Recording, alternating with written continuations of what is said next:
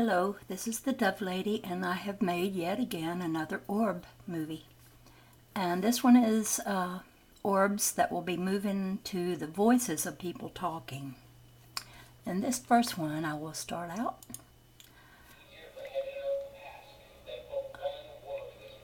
Oh, this is a preacher talking about hell.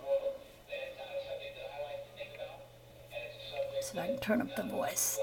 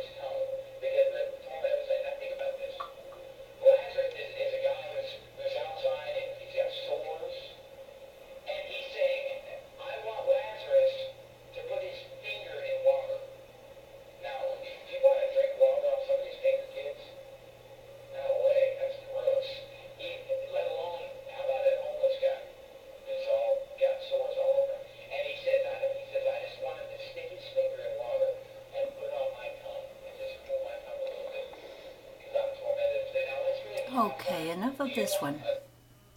And now, the second one.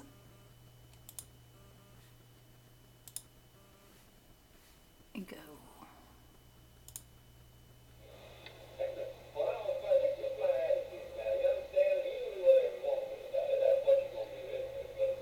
This is another preacher. Kenneth-Copeland, that's who it is.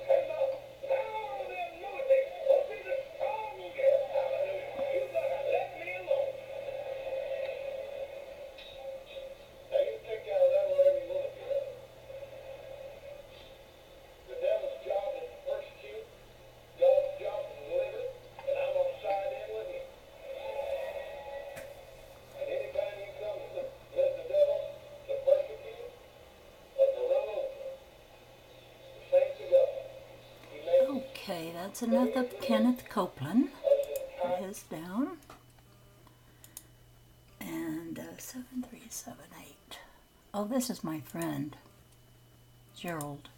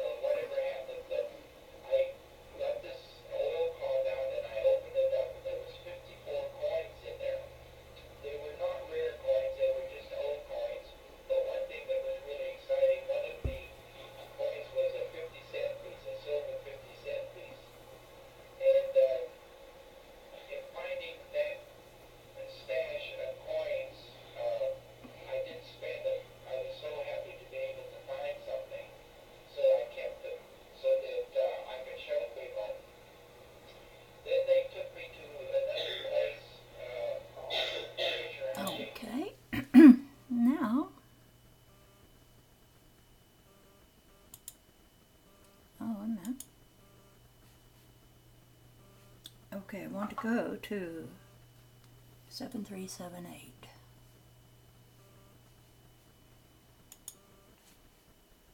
Guess gotta X these out. Oh, okay, 7378. This one's me. 7378. And I actually doused Oh, no, no, no, that's the wrong one. That's the same one. Sorry. 7379. This one is me. Get it going. I'm just reading the book here. I don't have it very loud on me reading that book, so you won't hear the words too good.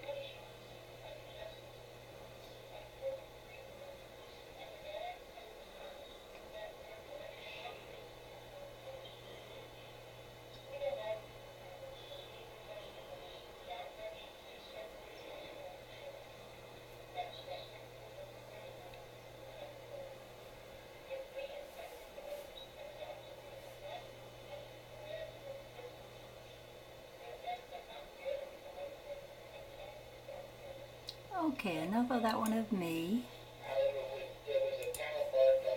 Let me X these out. Oh dear.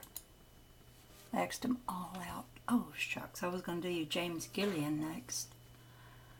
But I would have to go into my pictures, and I guess I will. A, B.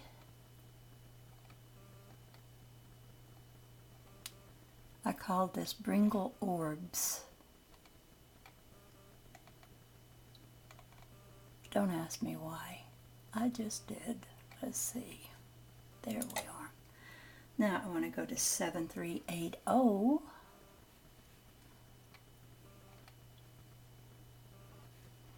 Because this is an interesting one. This is James-Gilliland from the akin ranch.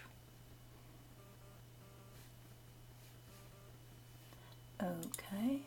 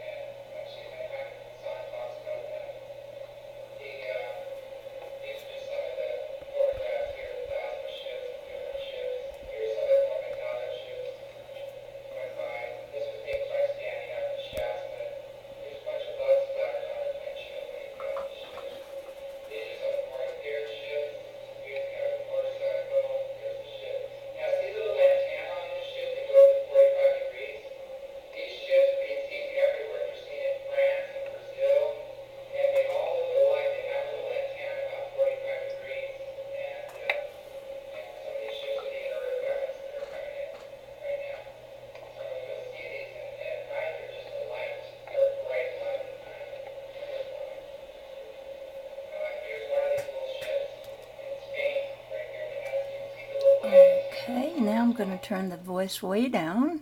Continue to let you see this of James-Gilliland, and just comment a little bit. Each of these voices with the orbs has shown a little bit different pattern from the preceding one. And you never get two patterns, even within a pattern, that are exactly alike. It's just constantly moving and changing. Now, when I station my camera on a tripod and I station the little marble, I'm capturing the reflection through my close-up view of my camera. When I take that and make it stationary, I do get a still picture with not so much movement, but movement over a longer period of time. It takes it a long while. You stare at it and think it's not changed, and then you realize it has. but it's not near as interesting as when I hold it with my hand and it moves a little bit. And you can't hold your camera or an object in front of your camera steady enough to get that picture that I get when I hold everything still. And yet, under those conditions, there's still movement, only it's slower. Now, I have no idea what this is that I'm capturing. Some people have said, well, it's just light refraction. And I'm sure that's what it is, but more than that. This is light as seen through a glass, reflection off of a glass piece of, it's a marble that, you know how the light will shine on something and make certain spots real shiny. I bring my camera up real close on those shiny spots. And those shiny spots are orb-shaped. They result in this image like you see before you here. I can see this also without the use of the camera. I can see this with my naked eyes. I look through the marble, the little glint of light refraction off of the marble. And as I move the marble around, I look all up and down and around until I get to a place where the light no longer shines in that area of the room and it gets too dark to enjoy seeing anything. And I move it all around, and it's one complete terrain through just one of the images of an orb. And then I can look right over into another area and pick up another terrain completely different. But what I see is black and white, and very awesome what I see. The black and white, even though it's just black and white, is very interesting. And it gradually, overviewing it, over like a minute or two, it starts getting color into it. And what I see with my eyes, I really wish I could capture that on camera, because that would blow you away. It's blowing me away. Just last night I looked at a world like that, and I saw this cluster of little colorful beads. Well, they were like little bubbles of color, but there were so many of them that they were sort of dark until I kind of focused up closer to them, and I could see they had many colors.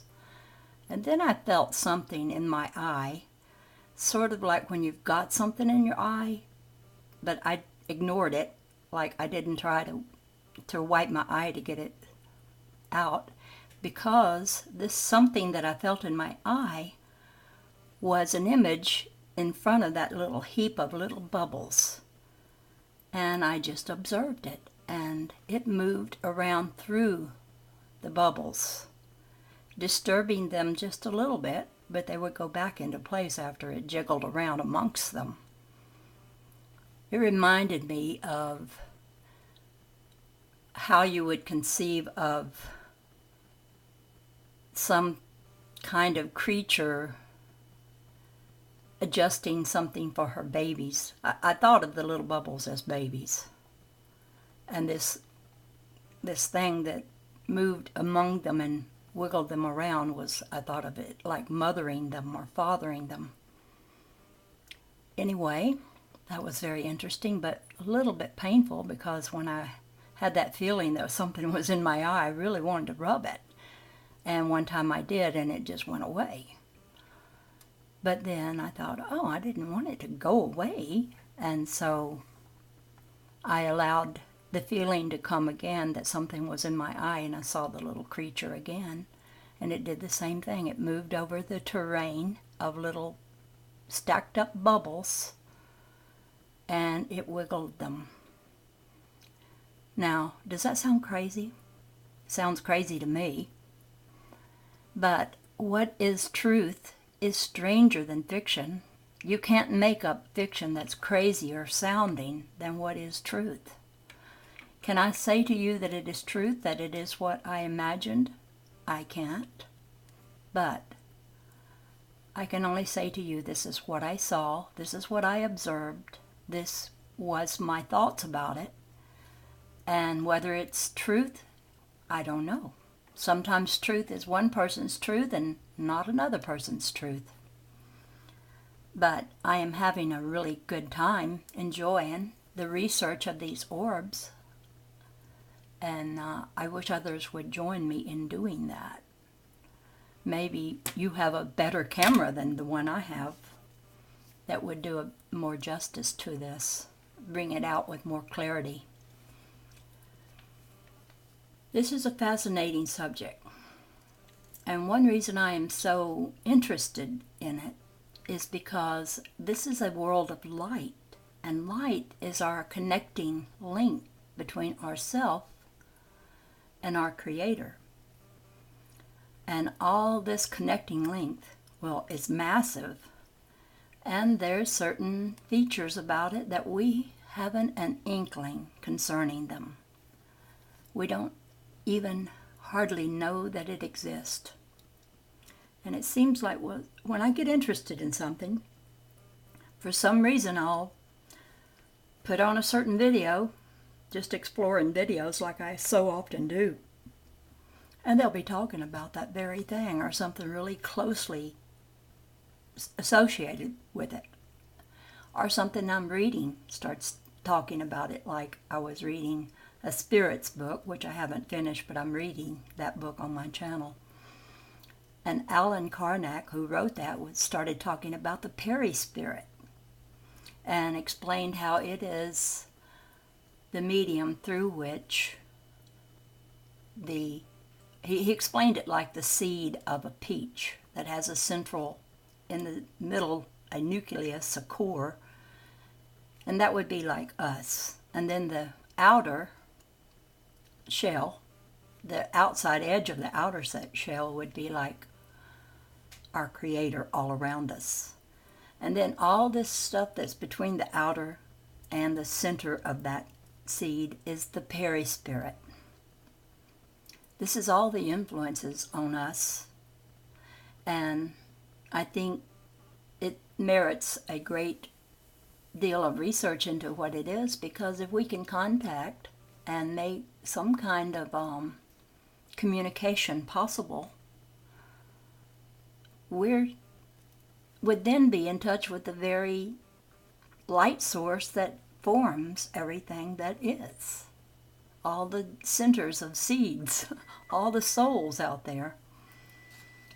Anyway, I'm going to research it more and more, and as I believe that I can find out more and more, especially when I get real excited about it, and as I'm observing the orbs and the looking through the glass, and I talk out loud to them. Well, not real loud, because I'm in my room. I don't want people to overhear me. I sound a little bit crazy talking to an orb of light. But as I get more excited and more real with them, they reveal even more. And while I don't know what I'm talking about, what all this means, what it is, I'm only conjecturing what I think it is, I do think my enthusiasm over this makes it even show more. When you're grateful and you're happy and you believe in what you're doing, you'll be given more. And now I have to end this. I have something in the oven that's beeping because it's done, so I've got to go tend to that. This is the Dove Lady, over and out for now.